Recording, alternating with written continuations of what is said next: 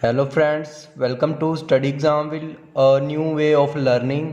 मेरा नाम है मनदीप कंबोज और आज हम शुरू करने जा रहे हैं पास्ट टेंस के बारे में।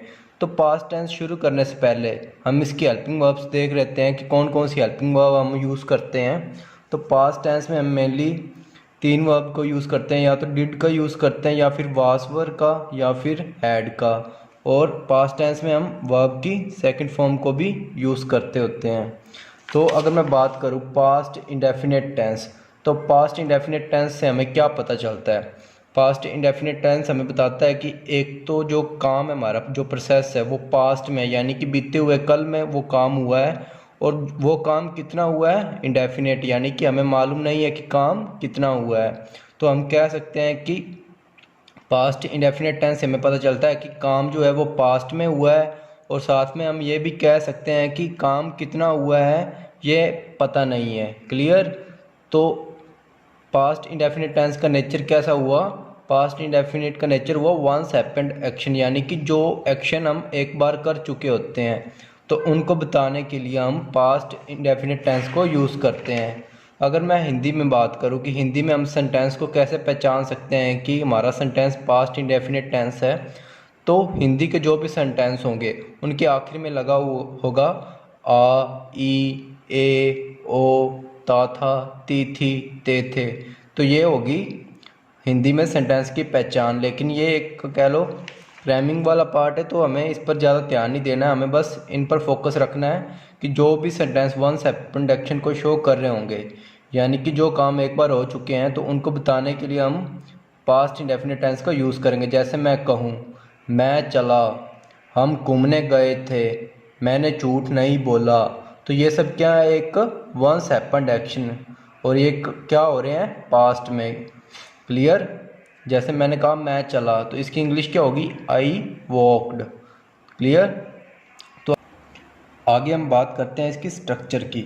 अगर हमारा थर्ड पर्सन हुआ, या फिर कोई भी सिंगुलर सब्जेक्ट है हमारा, या सिंगुलर नाउन दिया हुआ है, या फिर फर्स्ट पर्सन दिया है, या फिर प्लूरल नाउन दिया है कोई भी, या चाहे वी लगा है, यू लगा है, दे लगा है, तो इस केस में अगर हमारा सेंटेंस एक्टिव सेंटेंस होता है, चाहे पॉजिटिव सेंटेंस हो, चाहे नेगेटिव हो, चाहे इंटेरोगेटिव हो, लेकिन अगर वो एक्टिव है तो उस केस में हम यूज़ करेंगे वर्ब की सेकंड फॉर्म, चाहे थर्ड पर्सन हो, चाहे सेकंड पर्सन हो, चाहे फर्स्ट पर्सन हो। क्लियर। सभी में हम वर्ब की सेकंड फॉर्म को यूज़ करेंगे। अगर हमारा सेंटेंस हुआ नेगेटिव, तो इस केस में हम डिड का यूज़ करेंगे। क्लियर। चाहे हमारा सब्जेक्ट क्या हुआ, थर्ड पर्सन हो, चाहे सेकंड पर्सन हो, चाहे फर्स्ट पर्सन हो, हम क्या यूज़ करेंगे, डिड का, और साथ में नॉट लगा देंगे अगर नेगेटिव सेंटेंस है। इस तरह अगर हमारा सेंटेंस इंटेरोगेटिव हुआ, यानी कि अगर हमारा सेंटेंस क्या हुआ जिसमें क्वेश्चन पूछ रहा है इंटेरोगेटिव हुआ, तो इस केस में हम डिड का यूज़ करेंगे, चाहे सब्जेक्ट क्या हमारा थर्ड पर्सन है, फर्स्ट पर्सन है, या फिर सेकंड पर्सन है, चाहे वो सिंगुलर है, चाहे वो प्लूरल है, हम किसका यूज़ करेंगे, डिड का, या फिर वर्ब की सेकंड फॉर्म का।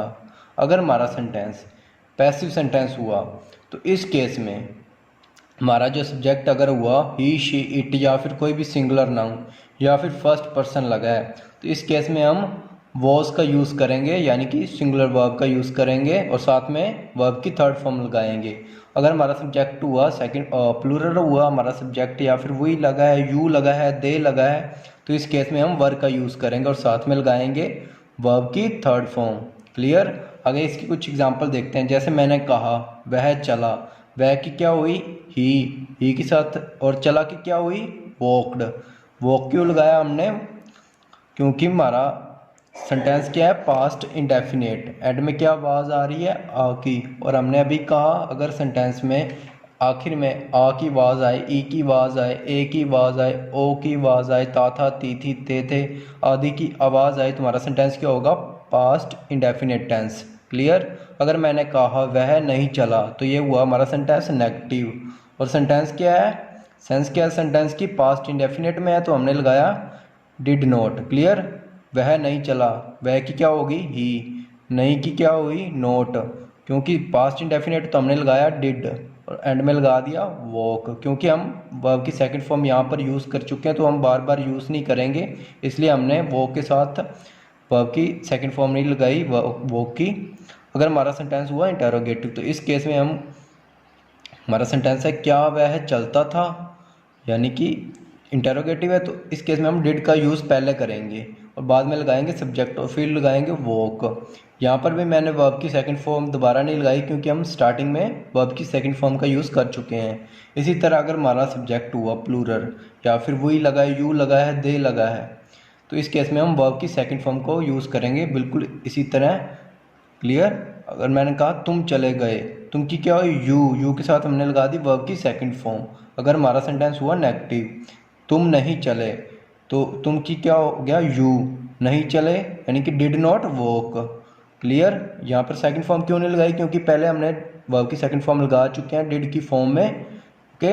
अगर हमारा सेंटेंस हुआ इंटेरोगेटिव, क्या आप गए, तो इसकी क्या इंग्लिश होगी, डिड यू गो। डिड लगा दिया तो हम बार बार, इसलिए मैंने गो की वर्ब की फर्स्ट फॉर्म लगाई है, वर्ब की सेकंड फॉर्म नहीं लगाई यहाँ पर, क्योंकि हमने स्टार्टिंग में वर्ब की सेकंड फॉर्म लगा दी है। अगर हमारा सेंटेंस हुआ पैसिव सेंटेंस, तो इस केस में हम यूज़ करेंगे वॉज का और साथ में लगाएंगे वर्ब की थर्ड फॉर्म। क्लियर। जैसे हमारा सेंटेंस है, गहने चोरी करते हुए वह पकड़ा गया था। क्लियर। गहने चोरी करते हुए वह क्या है, एक थर्ड पर्सन है और सिंगुलर भी है, तो सिंगुलर के साथ हम लगाएंगे वॉज। क्लियर। क्योंकि सिंगुलर सब्जेक्ट सिंगुलर वर्ब, ये रूल याद रखें। तो ही के साथ हमने लगा दिया वॉस और साथ में लगानी थी वर्ब की थर्ड फॉर्म, तो हमने वर्ब की थर्ड फॉर्म को भी लगा दिया। He was caught while stealing the jewels, गहने चोरी करते हुए वह पकड़ा गया था। इसी तरह अगर हमारा सेंटेंस, अगर पैसिव सेंटेंस हुआ लेकिन हमारे सब्जेक्ट हुआ प्लूरल, यानी कि या कह लो वही लगा है, यू लगा है, दे लगा है, तो इस केस में हम वर्ब का यूज़ करेंगे और साथ में वर्ब की थर्ड फॉर्म का। तो अगर मैं कहूँ उसकी हार की खबर से हम हैरान थे, सब्जेक्ट हमारा हम की क्या होगी, वही, और वही के साथ हम क्या लगाएंगे, वर्ब, क्योंकि सब्जेक्ट है हमारा प्लूरल, तो हमने प्लूरल वर्ब यूज़ की यहाँ पर, और साथ में लगाएंगे वर्ब की थर्ड फॉर्म। हैरान थे की क्या होती है, सरप्राइज्ड। क्लियर। ये थर्ड फॉर्म है। At the news of his defeat, उसकी हार से हम हैरान थे। तो ये थे हमारी सेंटेंस की स्ट्रक्चर पास्ट इंडेफिनिट टेंस की। तो आगे हम इसकी कुछ और एग्जांपल्स देखते हैं। अगर हमारा सेंटेंस हुआ एफर्मेटिव या असर्टिव कह लो या फिर डिक्लेरेटिव या कह लो कोई पॉजिटिव सेंटेंस है, तो उसकी स्ट्रक्चर कैसी होगी, तो उस केस में हम यूज़ करेंगे सब्जेक्ट लगाएंगे, फिर बाद में लगाएंगे वर्ब की सेकंड फॉर्म और बाद में लगाएंगे ऑब्जेक्ट। क्योंकि हमने अभी बात की थी कि हम पास्ट में कौन कौन सी वर्ब यूज़ करेंगे, हम यूज़ करेंगे डिड का यूज़ करेंगे या फिर वर्ब की सेकंड फॉर्म का या फिर वाज वर्ब का या फिर हैड का। क्योंकि इंडेफिनेट कर रहे हैं तो हम डिड या फिर वर्ब की सेकंड फॉर्म को यूज़ करेंगे। प्रेजेंट में हमने यूज़ किया एस या ई एस का, इज एम आर का या फिर हैज़ हैव का हमने यूज़ किया। क्लियर। अगर हमारा सेंटेंस है एफर्मेटिव तो हम वर्ब की सेकंड फॉर्म को यूज़ कर रहे हैं। इसकी एग्जांपल देखते हैं। वह पिछले हफ्ते ही दिल्ली गया था, वह की क्या होगी, ही, और ही के साथ हम क्या लगाएंगे, वर्ब की सेकंड फॉर्म। तो पिछले हफ्ते दिल्ली गया था, तो गया था कि क्या होगी, वेंट। फर्स्ट फॉर्म क्या थी, गो, सेकंड थी वेंट और थर्ड थी gone. Clear. He went to Delhi last week, वह पिछले हफ्ते ही दिल्ली गया था। तो इसी तरह अगर हमारा सेंटेंस अफर्मेटिव हुआ लेकिन अगर हमारा सब्जेक्ट हुआ प्लूरल, क्लियर, यानी कि हमारा सब्जेक्ट क्या हुआ प्लूरल लेकिन एफर्मेटिव है लेकिन सब्जेक्ट क्या है प्लूरल, तो इस केस में भी स्ट्रक्चर तो सेम रहेगी, बस हेल्पिंग वर्ब भी सेम ही रहेगी। तो इसकी क्या इंग्लिश होगी, हम पिछले हफ्ते ही दिल्ली गए थे, तो हम की क्या होती है, वही गए थे कि क्या होगी, बाकी सारा सेम ही है, वही went to Delhi last week. इसमें कंफ्यूज नहीं होना है कि सब्जेक्ट हमारा प्लूरल आ गया लेकिन हमने तो वर्ब की सेकंड फॉर्म ही लगाई है, तो दोनों में सेम ही लगेगी, चाहे सब्जेक्ट सिंगुलर है चाहे प्लूरल है। अगर हमारा सेंटेंस क्या है, एक्टिव सेंटेंस। क्लियर। यानी कि अगर हमारा सेंटेंस हुआ नेगेटिव तो इस केस में हम डिड का यूज़ करेंगे, उसके साथ लगा देंगे नोट और साथ में यूज़ करेंगे वर्ब की फर्स्ट फॉर्म, यानी कि पहले सब्जेक्ट लगाया फिर डिड लगाया फिर नोट लगाया फिर वर्ब की फर्स्ट फॉर्म लगाई और एंड में ऑब्जेक्ट। इसकी एग्जांपल देखते हैं। मैंने उसे नहीं पीटा, तो मैंने क्या होगी, आई, उसे नहीं पीटा, यानी कि नेगेटिव सेंटेंस है तो हमने यूज़ करना है डिड का, साथ में लगाएंगे नोट, और पीटा क्योंकि हमने वर्ब की फर्स्ट फॉर्म लगानी है तो पीटा की क्या होगी, बीट, और एंड में उसे क्या होगी, हिम, मैंने उसे नहीं पीटा। क्योंकि सेंटेंस था हमारा एक्टिव इसलिए हम वर्ब की सेकंड फॉर्म को यूज़ कर रहे हैं। अगर हमारा सेंटेंस होता पैसिव तो हमने वाज वर का यूज़ करना था। क्लियर। तो नेक्स्ट सेंटेंस देते हैं, अगर हमारा सेंटेंस हुआ इंटेरोगेटिव तो इस केस में हम डिड को पहले लगाएंगे, फिर सब्जेक्ट लगाएंगे, फिर वर्ब की फर्स्ट फॉर्म, फिर ऑब्जेक्ट। डिड लगाने का मतलब यही है कि हम वर्ब की सेकंड फॉर्म को पहले यूज़ कर रहे हैं। क्लियर। इसकी एग्जांपल देखते हैं, क्या उसने तुम्हारी मदद की थी।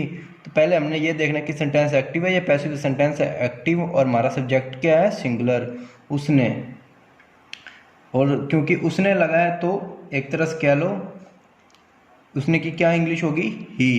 क्या उसने तुम्हारी मदद की थी, उसने की क्या होगी, ही।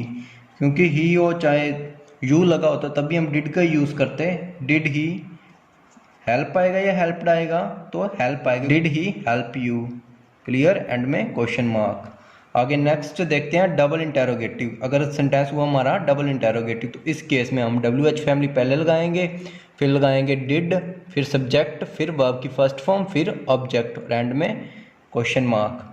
तो इसकी एग्जांपल देखते हैं, इस खिड़की को किसने तोड़ा।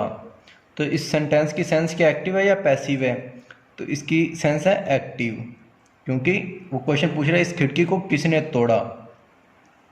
क्लियर। और इसकी सब्जेक्ट जो होगा वो सिंगुलर है या प्लूरल है, तो ये देखते हैं। क्योंकि खिड़की खिड़की क्या है, एक सिंगुलर ही है, तो सब्जेक्ट है हमारा सिंगुलर। क्योंकि खिड़की हमारा सब्जेक्ट है तो इसकी इंग्लिश देखते हैं। इस खिड़की को किसने तोड़ा, किसने की क्या होगी, हु। क्योंकि हमने WH फैमिली पहले लगानी है, या उसके बाद लगाना वर्ब की सेकंड फॉर्म। क्लियर। हु लग गया, अब डिड आएगा। इस खिड़की को किसने तोड़ा, तोड़ा की क्या होती है, ब्रोक। क्लियर। क्योंकि हमने सेकंड फॉर्म यूज़ करनी है तो हम डिड नहीं लगाएंगे यहाँ पर। मैंने जानबूझ के यहाँ पर डिड लिखा था, यहाँ पर हम वर्ब की सेकंड फॉर्म यूज़ करेंगे जो सेंटेंस में है। तो तोड़ा की क्या होगी, सेकंड फॉर्म ब्रोक। क्योंकि फर्स्ट फॉर्म होती है ब्रेक, सेकंड होती है ब्रोक, थर्ड होती है broken. Who broke this window. Clear. क्योंकि हमारा सेंटेंस एक्टिव था इसलिए मैंने वाज वर का यूज़ यहाँ पर नहीं किया है। अगर हमारा सेंटेंस होता पैसिव और साथ में इंटरोगेटिव होता तो इस केस में हम वॉज वर का यूज़ करते और फिर सब्जेक्ट लगाते, यानी कि हमने वॉज या फिर वर में से किसी एक को लगाना था डिपेंडिंग ऑन द सब्जेक्ट, और एंड और साथ में लगाना वर्ब की थर्ड फॉर्म और बाद में ऑब्जेक्ट। तो इसकी एग्जांपल देखते हैं, क्या उसे पागल कहा गया। तो ये सेंटेंस क्या है, हमारा पैसिव है और सब्जेक्ट क्या है हमारा, उसे। उसे यानी कि ही, और ही क्या है, एक तरह से सिंगुलर है हमारा सब्जेक्ट, तो ही के साथ क्या आता है, वॉस। वॉस ही कहा गया यानी कि कोल्ड, थर्ड फॉर्म लगानी है इसलिए हमने कोल्ड लगाया। और पागल यानी कि crazy, was he cold crazy, और एंड में क्वेश्चन मार्क। इसकी कुछ और एग्जांपल देखते हैं प्रैक्टिस के लिए। उसने एक पत्र लिखा, उसने की क्या होगी, ही। पत्र लिखा, रोट, यानी कि सेकंड फॉर्म हम यूज़ कर रहे हैं क्योंकि सेंटेंस के एक तरह से पॉजिटिव सेंटेंस है तो हमने ये स्ट्रक्चर फॉलो करनी है, he wrote a letter. Clear.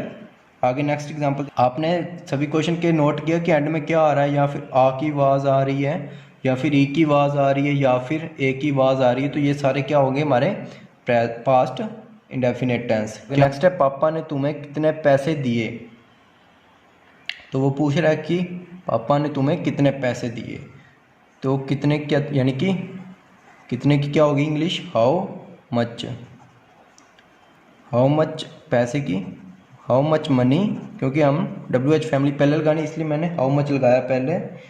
फिर सब्जेक्ट लगाएंगे हाउ मच मनी, डिड लगाएंगे।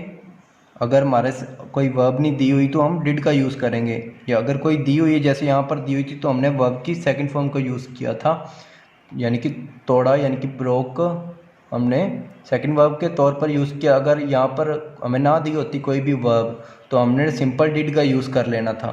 तो इस केस में हमें नहीं दिया तो हमने डिड का यूज़ कर लिया है। हाउ मच मनी डिड पापा गिव यू। क्लियर। गिव मैंने फर्स्ट फॉर्म क्यों लगाई है, क्योंकि हम सेकंड फॉर्म का यूज़ कर चुके हैं। Clear. How much money did पापा गिव यू। आगे, क्या उसे प्रतियोगिता के बारे में बताया गया। तो इसकी क्या होगी इंग्लिश, ये भी एक तरह से इंटेरोगेटिव है, क्या उसे प्रतियोगिता के बारे में बताया गया। तो ये सेंटेंस है हमारा इंटरोगेटिव है, लेकिन पैसिव में तो इसकी क्या होगी English, was he told about, क्योंकि ही लगा इसलिए हमने वॉस लगाया है। Was he told about, told क्या है, थर्ड फॉर्म हमारी, अबाउट कंपटीशन, कंपटीशन। इसकी क्या थी, उसने एक पत्र लिखा, उसने की थी ही, और हमने लगा दिया साथ में, लिखा की थी रोट, सेकंड फॉर्म यूज़ की और एंड में ऑब्जेक्ट लगा दिया। इसी तरह मैंने उसे एक पेन, मैंने उसे पेन नहीं दिया, मैंने की होगी आई, नहीं दिया था तो हमने लगा दिया did not give him a pen. इसी तरह क्या तुमने कहा, तो इसकी क्या थी, डिड यू से। क्लियर। तो आज के लिए बस इतना ही। आगे हम नेक्स्ट करेंगे पास्ट का नेक्स्ट टाइप, यानी कि पास्ट कॉन्टिन्यूस टेंस। तो जिनको भी ये लेक्चर अच्छा लगा वो प्लीज़ चैनल को सब्सक्राइब कर दें और साथ में बेल आइकन को भी प्रेस कर दें, ताकि आने वाली वीडियो की अपडेट आपको टाइम पर मिल सके। तो थैंक